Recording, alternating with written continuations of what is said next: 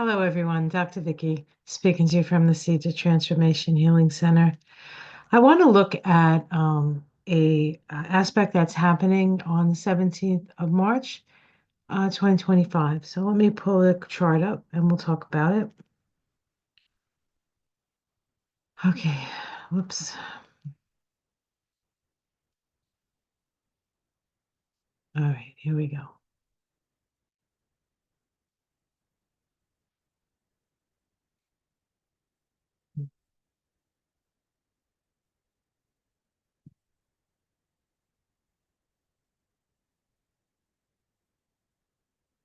All right, so we're looking at Monday, March 17th, 2025, which vibrates to a 2911 vibration. The tarot card associated with that vibration, notice it's an 11, it's a master number. Master numbers, in a way, are always initiations, right? Initiations into something new. We have the Three of Wands here. I just selected this particular Three of Wands because I thought it was so pretty. But it does give you sort of the sense of the Three of Wands of almost like three um, almost like lighthouses on a hill.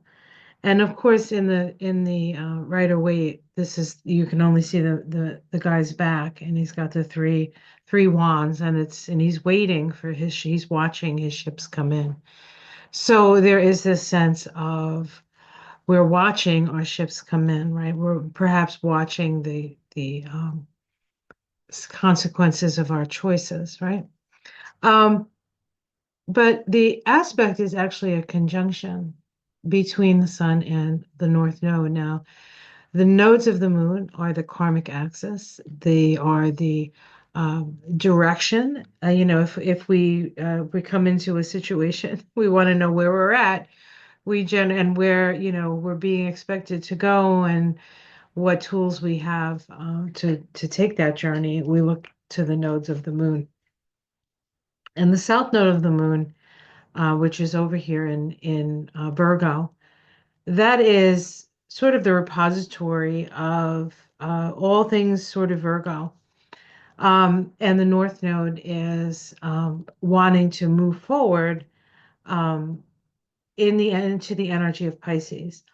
And so this nodal shift started back in January when the nodes moved from Aries, Libra, which there was quite a bit of warfare at that, that I mean, it's still happening, right? But a lot of war.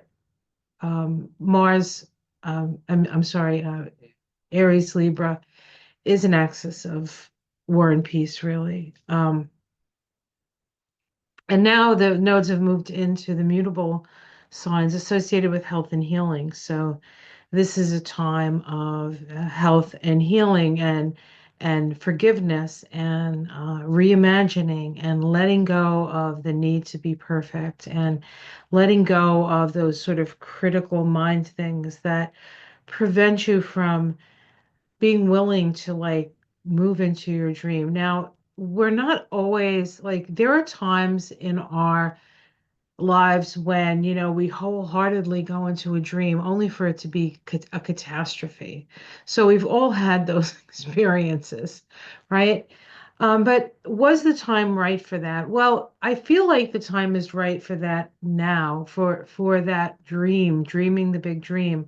The North Node is in the sign of dreams, and we're moving into a new age, a new level of consciousness. A lot of that comes because we have at our fingertips more information than we've ever had before, and we're more connected than we've ever had before. So just by connecting and having somebody say, "Hey, yeah, I see that. I see your point," or "Thank you. This really gives me a lot of insight. This was something I was thinking about," or you just find people who sort of vibrate on the same level as you. I mean, Pluto in Aquarius is all going to be about vibration.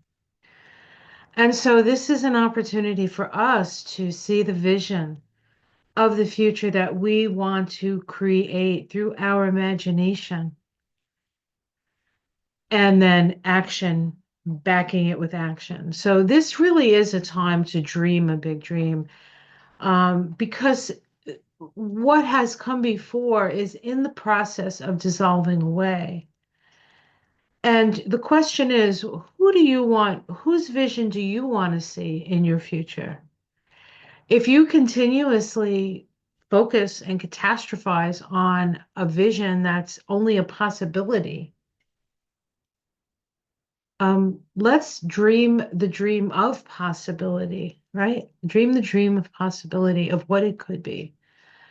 And a lot of this that we're letting go of now is just that. It's things that we thought we had to do, or things that we thought were the only right ways to do it, or there are this will open us up to more ways to actually be the people that we want to be, because there has been, because of conditioning and sort of wanting to keep everything like close to in and closed in, kind of like we saw with the church, right? The church was the most powerful, right? And you had the church, and then you had what, nation states, right? And now, I don't know, whatever it is that, whoever had, I guess, oligarchs, right? But there is this expansion that we're in the midst of. I find that the saving symbol for this to be extraordinarily apt at this time. It says, a fertile garden under a full moon. Enough is a feast. Success in mastering the earth plane is measured by our ability to win abundance without becoming a slave to greed. Fulfill your desire. I selected this picture because this is, of course, a rainbow, and this is Ireland, and it is St. Patrick's Day. So there's that extra magic that comes. So Monday is an extraordinarily magical day. Now, if we look at the chart, we'll see that it's not without its challenges. We have Chiron in a square to Mars. Now, this isn't exact yet. It's building, right? So there's more and more of this sort of building up of energy. And let's see, what else do we have here? We have, and of course, the sun. I mean, Mars it's not really in an opposition at this time, but it's moving towards an opposition. So, and this will be the last opposition of Mars and Pluto. There's been two, one 2 days before the election, one on the 1st or 2nd of January, and then there's going to be one more on the 26th of April, I think it is. And so there will be um, a last look at the period of time, sort of like maybe the last lesson in the period of time between the beginning of December and April. So there's still a lot that has happened that we're unaware of.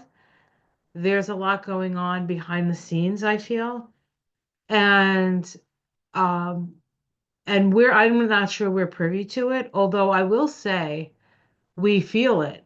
We are privy to it. That we know stuff is stuff is going on and stuff is not right.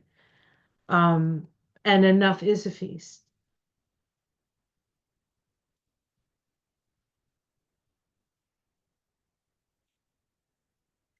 So this is a pretty powerful day.